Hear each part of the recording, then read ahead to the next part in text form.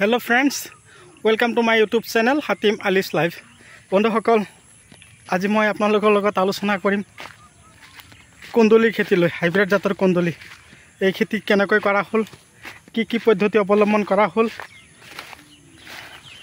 আৰু কিমান টকা খৰচ বহন কৰা হল কিমান পৰিমাণে গোবৰ সাৰ দিয়া হল আৰু কি পদ্ধতি অৱলম্বন কৰা হল আজি মই A to Z কথাখিনি আলোচনা কৰিবলৈ গৈ আছো কথা হল আপোনালোকে যদি মোৰ চেনেলৰ নতুন ভিউয়াৰ্স হিচাপে আছে তেনেহলে মোৰ চেনেলটো সাবস্ক্ৰাইব কৰি দিয়ক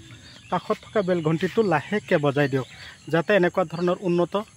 জৈৱিক ৰাসায়নিক আৰু বৈজ্ঞানিক পদ্ধতিৰে কৰা খেতিৰ ভিডিও অলৰেডি আপোনালোকে পাই থাকে কথা হল মই আপোনালোকক অতদিন আগতে কৈছিলো না যে আপোনালোকে কন্দলি খেতি কৰক চাওক বন্ধুসকল কি ধুনীয়াকৈ লাগিছে তো কথা হল কি এই খেতি কৰিবলৈ হলে আপোনালোকৰ হিমান পুঁজিৰ দৰকাৰ নাই হিমান টকাৰ দৰকাৰ নাই কেৱল আপোনালোকে হিপা লগাব চাং দিব আৰু গোবৰ সাৰ এইখিনি যথেষ্ট আৰু মাজে মাজে অলপ আপোনালোকে কি কৰিব ৰাসায়নিক সাৰ খটাই দিলেই হৈ যাব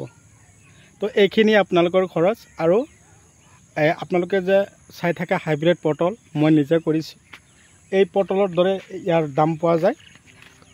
যদি কৰিম কৰাৰ কাৰণে ইচ্ছুক তেনেহলে মোক যোগাযোগ কৰিব মই আপোনালোকক এনেকুৱা ধৰণৰ কন্দলিৰ হিপা আপোনালোকক যোগান ধৰিম মোটামুটি বৰ্তমান যেটো বজাৰৰ চাহিদা পটল আৰু কন্দলি দুয়োটাৰে ভাল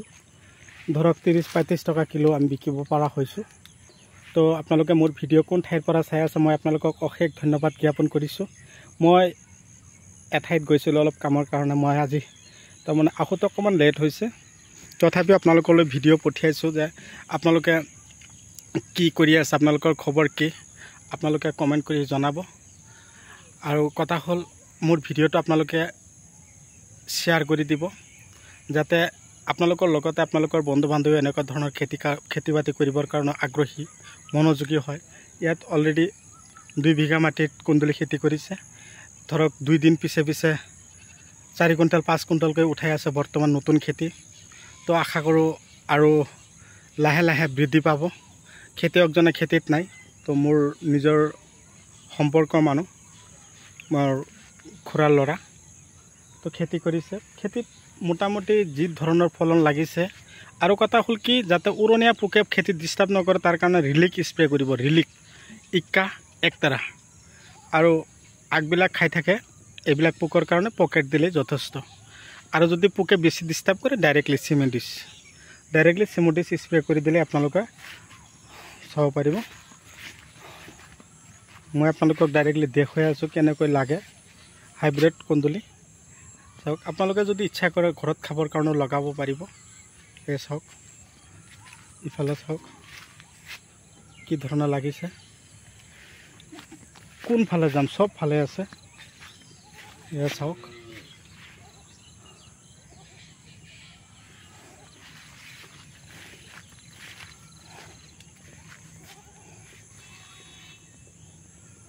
এটা গছৰ পৰা মিনিমাম 2 দিন পিছে 5 কিলো 7 কিলো কৈ উঠাব পাৰিব চাব পাৰিছে একদম পুৰা দমে লাগিছে চাইছ না তো বন্ধুসকল ভিডিও চাই কেনে পালে যদি ভাল লাগিছে মোৰ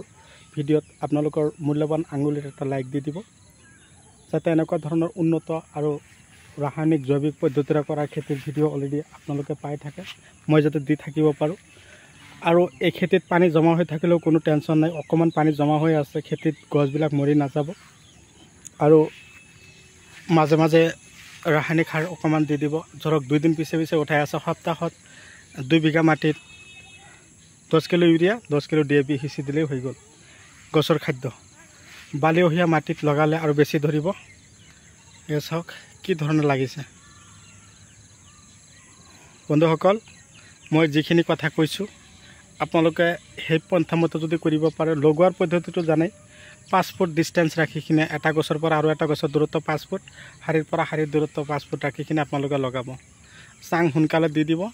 এই বছৰত আপোনালোকে এডভান্সকে লগাই থব পাৰিব যদি লাগে মোক কমেন্ট কৰিব বা যোগাযোগ কৰিব ডেসক্ৰিপচনত থাম্বনেলত নাম্বাৰ দি দিছো আপোনালোকে মোক যোগাযোগ কৰিলেই হ'ল মই আপোনালোকক হিপা এনেকুৱা ধৰণৰ হাইব্ৰিড কন্দলিৰ হিপা আপোনালোকক মই যোগান ধৰিম চাওক কি ধুনীয়া হৈ লাগিছে গছত একদম বহুত ভাল লাগি আছে। তো বন্ধুসকল মই আৰু দেৰি নকৰোঁ আজি যিখিনি কথা আপোনালোকক ভিডিঅ'ৰ মাজত কৈছোঁ আপোনালোকে আশা কৰোঁ মোৰ কথাখিনি ফ'ল' কৰি খেতি কৰিবৰ কাৰণে আগ্ৰহী হ'ব তাৰে কামনা লৈ আজি মই আপোনালোকৰ মাজৰ পৰা বিদায় লৈছোঁ পৰৱৰ্তী ভিডিঅ'ত লগ পাম ধন্যবাদ